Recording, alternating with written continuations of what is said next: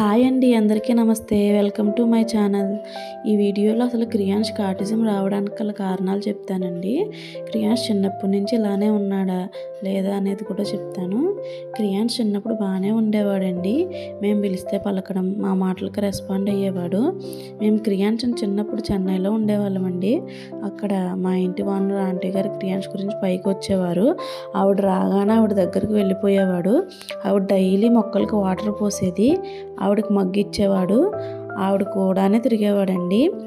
Mile stones అన్నీ కూడా కరెక్ట్గానే రీచ్ అయ్యాడండి. అప్పుడు క్రియాన్స్ ఏజ్ 2 years బిలో అండి. మేము సెకండ్ బర్త్డే టైంకి విజయవాడ వచ్చేసాం. అప్పుడే లాక్డౌన్ స్టార్ట్ అయ్యింది. క్రియాన్స్కి ఇమ్యూనిటీ పవర్ తక్కువ అని బయటకు తీసుకుని వెళ్ళలేదండి, భయం వేసి. ఆ టైంలో ఫోన్కి బాగా అడిక్ట్ అయిపోయాడండి. అంతకు ముందు నుండి ఫోన్ చూసేవాడు. క్రియాన్స్ చిన్నప్పుడు ఒక ట్రీట్మెంట్ అయ్యిందండి. ఆ ట్రీట్మెంట్ టైంలో డాక్టర్స్ కోఆపరేట్ చేసేవాడు కాదు. అప్పుడు తప్పక ఫోన్ ఇవ్వాల్సి వచ్చింది. అది కాస్త కరోనా టైంలో ఎక్కువైపోయింది. ఈ కరోనా చాలామంది పిల్లల బాల్యాన్ని అయితే నాశనం చేసేసిందండి. క్రియాన్స్ ఫోన్కి అడిక్ట్ అయిపోయి మనతో మాట్లాడకపోవడం, వాడిలో వాడు మాట్లాడుకోవడం, రైమ్స్ హమ్ చేసుకుంటాం, బొమ్మలు లైన్లో పెట్టుకుంటాం చేసేవాడండి. మనం పిలిస్తే మనకు ఐ కాంటాక్ట్ కూడా ఇచ్చేవాడు కాదు. అటు ఇటు తిరగడం, ఇవేనండి క్రియాన్స్లో ఉన్న ఆటిజం సింటమ్స్. మాకు అప్పుడు అంత అవగాహన లేదండి ఆటిజం గురించి. బొమ్మల లైన్లో బాగానే పెడుతున్నాడు కదా అనుకున్నాము. అందరూ మగ పిల్లలకి మాటలు లేటుగా వస్తాయంటే అదే నిజం అనుకున్నామండి. ఇప్పట్లో ప్రతి హాస్పిటల్లోనూ ఆటిజం అవేర్నెస్ పోస్టర్లు అయితే కనబడుతున్నాయండి. కరోనా తర్వాత ఆటిజం గురించి బాగా అవగాహన పెరిగిందండి పిల్లలు ఎక్కువ అవడం వలన. ఒకసారి క్రియాన్స్ని హాస్పిటల్కి తీసుకుని వెళ్ళామండి. డాక్టర్ని అడిగాం, ఇంకా మాటలు రావడం లేదు సార్ అని అడిగితే అతను ఒక థెరపీ సెంటర్కి అయితే వెళ్ళమని సజెస్ట్ చేశారు. వెళ్ళిన తర్వాత వాళ్ళు క్రియాన్స్ని చూసి అంతా బాగానే ఉందండి, స్పీచ్ థెరపీ స్టార్ట్ చేద్దామన్నారు. నేను యూట్యూబ్లో అప్పటికే డాక్టర్ చెప్పిన తర్వాత కొన్ని వీడియోస్ అయితే చూశాను. అడిగాను, ఇది ఆటిజం అంటున్నారు కదండి, eye contact, name call response లేకపోతే అంటే వాళ్ళు లేదు, క్రియాన్స్కి నేమ్ కాల్ రెస్పాన్స్ ఉంది, ఆటిజం కాదన్నారండి, స్పీచ్ డిలే అన్నారు. అక్కడే మేము 7 or 8 months అయితే థెరపీ తీసుకున్నామండి. అప్పటికి నేను 7th month ప్రెగ్నెంట్. మా అమ్మ వాళ్ళ ఇంటికి వెళ్ళిపోయా.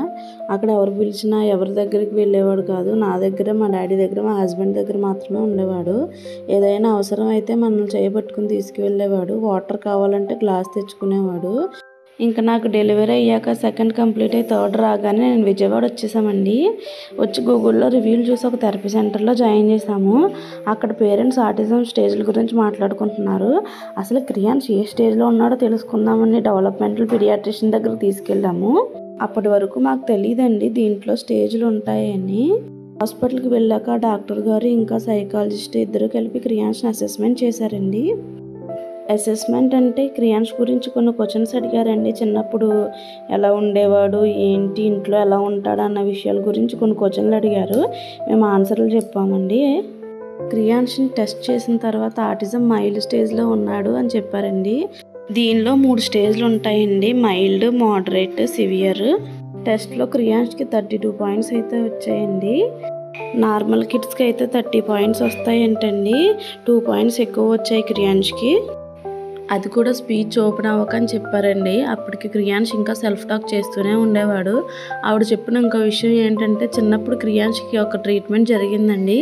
దానివల్ల ఆటిజం వచ్చిందంట. లక్షల్లో ఒక్కరికి అలా అవుతుందంట. అలా కిడ్ర మాకు తగిలింది. అప్పటి వరకు మేము క్రియాన్స్కి ఆటిజం ఫోన్ వల్ల వచ్చింది అనుకున్నాము.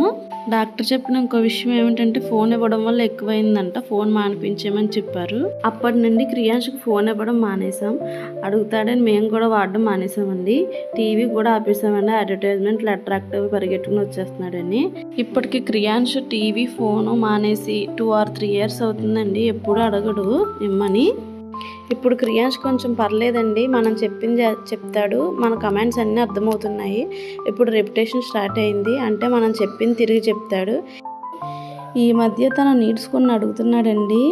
ఏంటంటే దోశ, వాటర్, బయటికి వెళ్ళాలంటే చెప్పులని. ఇంకా క్రియాన్స్ తనకు కావాల్సినవి అడిగి కొంచెం పిల్లలతో కలిస్తే నార్మల్ అవుతాడండి. క్రియాన్స్కి కొంచెం సోషలైజేషన్ తక్కువ అండి, అందరితోనే ఇంకా కలవడం లేదు. యాక్టివిటీస్ అన్నీ బాగానే చేస్తాడు, ఏదైనా తొందరగా నేర్చుకుంటాడు. అప్పటి వరకు థెరపీకి తీసుకువెళ్ళడంతో పాటు మన ఇంటి దగ్గర కూడా ఏదో ఒకటి చేయిస్తూ చెప్తూ ఉండాలండి. క్రియాన్స్ ఒంటరిగా ఆడుకోవడానికి ఎక్కువ ఇష్టపడతాడండి, పిల్లలతో కలిపి ఆడడానికి అసలు ఇష్టపడ్డు. అందుకే నాకు కుదిరినప్పుడల్లా మా చిన్నోడిని ఇద్దరిని కలిపి ఆడిపిస్తాను, కొన్ని రోజులకైనా బయట పిల్లలతో ఆడడం నేర్చుకుంటాడని. ఈవినింగ్ టైంలో అలా ఏదో ప్లేస్కి అయితే తీసుకుని వెళ్తామండి థెరపీ అయిపోయిన తర్వాత. నన్ను చాలామంది అన్నారండి, నువ్వు పిల్లోడు గోల పడలేక ఫోన్ ఇచ్చేసి ఉంటావు, అందుకే ఆ పిల్లోడు అలా తయారైపోయాడని. కానీ వాళ్ళు ఒకటి ఆలోచించలేదండి, నేను క్రియాన్స్కి ఫోన్ ఇచ్చేసి నేను ఇంట్లో ఖాళీగా ఏం చేయాలి, ఏం పని ఉంటుందండి నాకు. ఫోన్ అప్పుడు తప్పని పరిస్థితుల వల్ల ఇవ్వాల్సి వచ్చిందండి. ఇచ్చిన 24 hours అయితే ఇవ్వలేం కదా. మా హస్బెండ్కి బయట తిరగడం అంటే చాలా ఇష్టం అండి, రోజు ఈవినింగ్ బయటికి తీసుకెళ్ళేవారు. కరోనా టైంలోనే భయమేసి బయటికి తీసుకెళ్ళలేదు. ఒక్కొక్కసారి అనిపిస్తుందండి, ఈ కరోనా కనుక లేకపోయి ఉంటే క్రియాన్స్ కూడా అందరి పిల్లల్లాగా సరదాగా స్కూల్కి వెళ్తాడేమోనని. ఈ వీడియో చూసే వాళ్ళందరికీ ఒక చిన్న సలహా అండి, ఫోన్ మాత్రం ఇవ్వద్దండి పిల్లలకి ఎవరికి. కావాలంటే ఆ టైంలో మీరు పిల్లలతో ఆడుకోండి, మాత్రం ఇవ్వకండి. ఇప్పుడు అందరూ ఇస్తున్నారు కదా, నేను ఇస్తే తప్పేంది, అందరి పిల్లలు అలా అయిపోతారంటే నేనేం చెప్పలేను. కొందరు బాగా బ్రెయిన్కి పట్టించుకుంటారు. అట్లీస్ట్ ఒక 5 years బిలో పిల్లలకైనా ఫోన్ మాత్రం ఇవ్వకండి. ఒక విషయంలో మాత్రం నేను చాలా లక్కీ అండి, క్రియాన్స్ నాకు పుట్టడం నిజంగా నా అదృష్టం అండి. వాడికి నేనంటే చాలా ఇష్టం అండి, రోజుకు ఒక 10-15 సార్లన్నా వచ్చి కిస్ చేస్తూ ఉంటాడు. ఒకసారి సరదాగా ఏడ్చినట్టు యాక్ట్ చేస్తాను, అసలు వాడికి ఎమోషన్స్ తెలుస్తున్నాయా లేదనని. అప్పుడు వాళ్ళ డాడీ నన్ను ఏదో అన్నారనుకుని వాళ్ళ డాడీ నేను తోసేస్తాడు, నేను ఏడుపు ఆపే వరకు కిస్ చేస్తానే ఉంటాడండి. మా పిల్లలిద్దరూ కూడా ఇంతేనండి, నాకేమైనా అయినా ఏడ్చినా అసలు తట్టుకోలేరు, వెంటనే ఇద్దరు దగ్గరకు వచ్చేస్తారండి. ఈ విషయంలో అయితే నేను చాలా లక్కీ అనే చెప్తానండి. క్రియాన్స్ ఒకటి నార్మల్ అయ్యి మాతో మాట్లాడితే మాది ఒక హ్యాపీ ఫ్యామిలీ అండి. వాడు తొందరగా మారి ఆ రోజు తొందరగా రావాలని ఎప్పుడూ కోరుకుంటూ ఉంటానండి. ఇదేనండి క్రియాన్స్ ఆటిజం స్టోరీ. వీడియో చూసినందుకు చాలా థ్యాంక్స్ అండి.